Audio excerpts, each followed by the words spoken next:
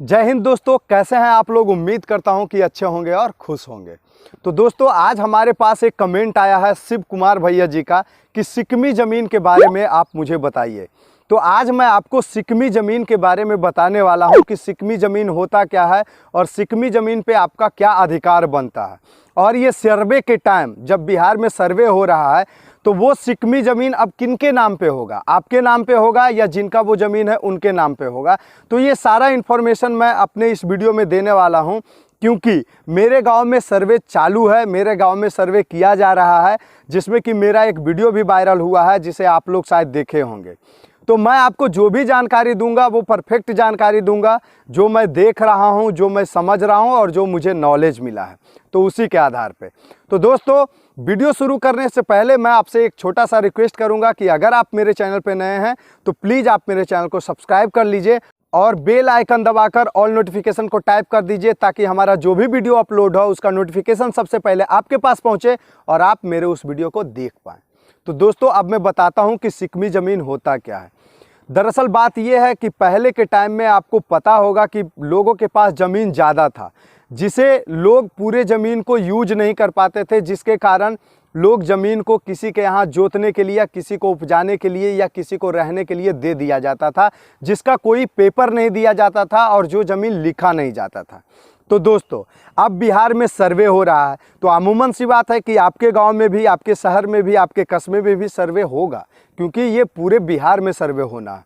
तो अब मैं आपको बताता हूं कि सर्वे के टाइम वो जो सिक्किमी ज़मीन आपके पास है वो अब किसके नाम पे होगा। तो दोस्तों, आपको क्या अधिकार बनता है उस सिक्किमी ज़मीन का, वो मैं आपको बताता हूँ।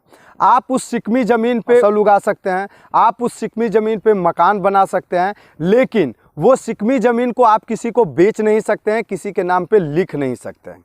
इसका मतलब तो स्पष्ट है, इसका मतलब तो आप लोग भी समझ गए होंगे कि जिसका पेपर है हर हाल में उसी का ज़मीन होगा।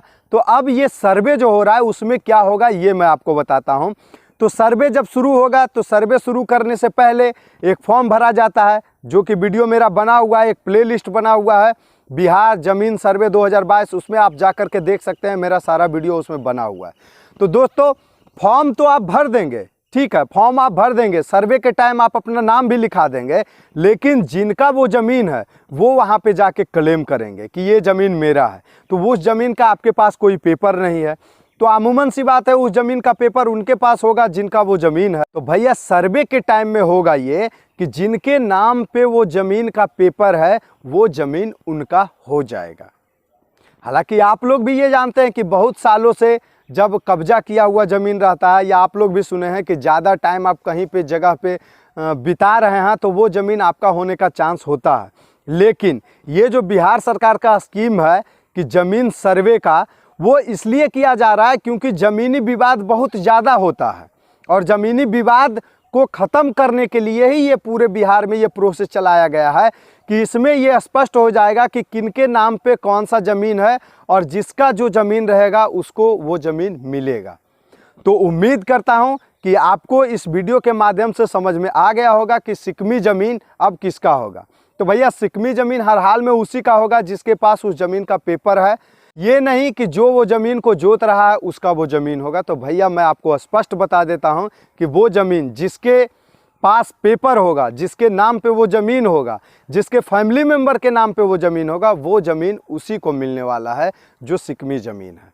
तो आई होप मेरा ये जानकारी आप लोगों को अच्छा लगा होगा। अगर मेरा ये जानकारी आप लोगों को अच्छा लगा है तो आप लोग मेरे वीडियो को लाइक करें और दोस्तों में शेयर करें। और हाँ, अगर अभी तक आप मेरे चैनल को सब्सक्राइब नहीं किए हैं तो प्लीज़ आप मेरे चैनल को सब्सक्राइब कर लीजिए और बेल आइकन दबाकर ऑल नोटिफिकेशन को टाइप कर दीजिए। मिलता हूँ किसी नेक्स्ट वीडियो में और बेहतर टॉपिक के साथ। तब तक के लिए टेक केयर, बाय बाय, जय हिंद।